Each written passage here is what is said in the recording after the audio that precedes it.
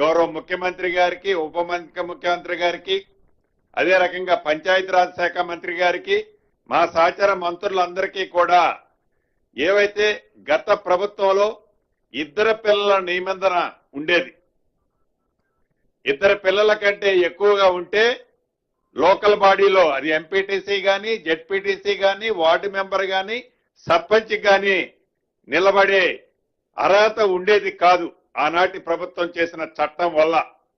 దాన్ని ముఖ్యంగా ఈ రోజు కేబినెట్ లో మా సహచర మంత్రివర్యులు శ్రీహరి గారు వారు మొదట లేవనెత్తిన ఈ అంశాన్ని కేబినెట్ అంతా కూడా సానుకూలంగా స్పందించి దీన్ని ఈ నిబంధనని ఎత్తేయాలని రాష్ట్ర ప్రభుత్వం ఈ రోజు కేబినెట్ నిర్ణయం తీసుకోవడం జరిగింది. అదే రకంగా ఈ ప్రజా ప్రభుత్వంలో ప్రభుత్వానికి కావాల్సిన అనేక సెక్టార్లకు కావాల్సిన ల్యాండ్స్ ను కూడా రాష్ట్ర ప్రభుత్వం వాటి అలొకేషన్ చేయడం జరిగింది. ఉదాహరణకి భద్రాద్రి కొత్తగూడెం జిల్లాలోని ఏనుకూరు మార్కెట్ కమిటీలో జూలూరుపాడు ఆ సెక్టార్ లో ప్రాంతంలో ఉండే జూలూరుపాడులో ఉదాహరణకు ఒక 10 ఎకరాలు అక్కడ అలొకేషన్ చేయడం జరిగింది. ఇట్లా ఒక 7-8 సెక్టార్లకు మీకు ఆ డీటెయిల్స్ అన్ని మా వాళ్ళు ఇస్తారు. 7-8 సెక్టార్ కి ల్యాండ్ కూడా అలొకేషన్ చేయడం జరిగింది.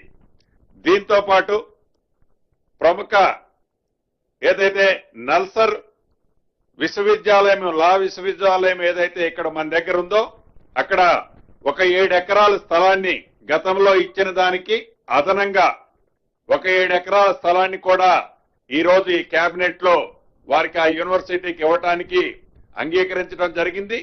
దీనితో పాటుగా గతంలో స్థానికులకు 25% సీట్లు ఇచ్చే కార్యక్రమం దాంట్లో ఒప్పందం ఉంది. ఆ 25% ఇప్పుడు కేబినెట్ లో 50% పెంచాలని కూడా కేబినెట్ తీర్మానించడం జరిగింది. అదే రకంగా ఇక సుదీర్ఘంగా హైదరాబాద్ మెట్రో రైలుకు సంబంధించిన అంశం చాలా సుదీర్ఘంగా చర్చించాం.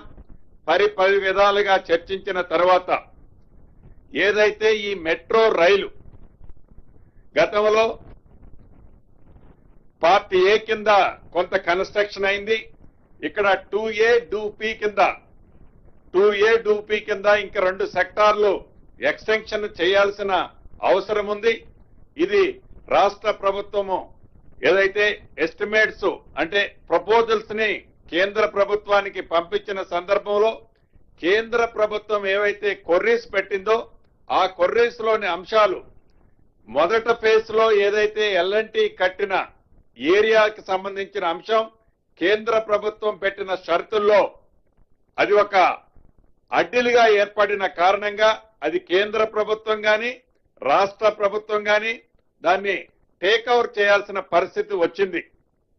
దాన్ని దృష్టిలో పెట్టుకొని దీనికి సంబంధించిన ఫైనాన్షియల్ వైబిలిటీస్, టెక్నికల్ వైబిలిటీస్, ఈ కొర్రీస్ ఏదైతే సెకండ్ ఫేజ్ 2A 2Bకి సంబంధించిన అంశాలు సుమారుగా 35-36 వేల కోట్లు ఫర్దర్ ఎక్స్టెన్షన్ చేయాల్సిన ఎస్టిమేట్ కాస్ట్ తో ఉన్న 2A 2B ఎక్స్టెన్షన్ సంబంధించిన దాన్ని సంబంధించి ఆ వైబిలిటీ దానికి సంబంధించిన దాంట్లో ఈ ఎల్ఎన్టీకి సంబంధించింది కూడా ఏదైతే ప్రైమరీ డిస్కషన్స్ జరిగాయో ఈ ప్రైమరీ డిస్కషన్స్, ఫైనాన్షియల్ వైబిలిటీస్, ఇతరత్ర అంశాలన్నిటినీ క్షుణ్ణంగా పరిశీలించడానికి అధికారులతో కూడిన సిఎస్ చైర్మన్ గా ఆర్థిక శాఖ ముఖ్య కార్యదర్శి, ఎంఐయుడి కార్యదర్శి, law secretary, metro rail MD, urban transport advisers, మిగిలిన ఉన్నతాధికారులతో ఒక కమిటీని కాన్స్టిట్యూట్ చేయటానికి ఈ రోజు కేబినెట్ ఆమోదం తెలపడం జరిగింది. ఈ కమిటీ ఏ కమిటీ అయితే సిఎస్ గారి చైర్మన్ గా అధ్యక్షులుగా ఒక కమిటీని కాన్స్టిట్యూషన్ చేయటానికి కేబినెట్ ఆమోదించిందో ఆ కేబినెట్ ప్రైమరీగా ఒక ఎలాబరేటెడ్ గా ఒక ప్రిపరేషన్ అయిన రిపోర్ట్ ని కేబినెట్ సబ్ కమిటీ ఏదైతే మొబిలైజేషన్ సబ్ కమిటీ ఉందో ఈ మొబిలైజేషన్ సబ్ కమిటీ అంటే డిప్యూటీ సీఎం గారు దానికి చైర్మన్ గా ఉంటారు, డిప్యూటీ ముఖ్యమంత్రి గారు. ఆ కమిటీకి ఈ కేబినెట్ ఉన్నతాధికారులతో కూడిన కమిటీ ఆ కేబినెట్ సబ్ కమిటీకి ఆ రిపోర్టును సబ్మిట్ చేసిన తర్వాత ఆ కేబినెట్ సబ్ కమిటీ అది కేబినెట్ కి వచ్చిన తర్వాత దాని మీద ఒక నిర్ణయం తీసుకొని మళ్ళీ ఇన్ డీటెయిల్ వైబిలిటీస్ ఇతరత్ర మళ్ళీ వాళ్ళకి క్లియరెన్స్ ఇచ్చే కార్యక్రమాన్ని చేపట్టడం కోసం కేబినెట్ సబ్ కమిటీ సిఎస్ గారితో ఏర్పాటు చేయడానికి ఈ రోజు కేబినెట్ అనుమతించడం జరిగిందని మీ ద్వారా రాష్ట్ర ప్రజలకి తెలియజేయడం జరుగుతుంది. అదే రకంగా రాష్ట్ర వ్యాప్తంగా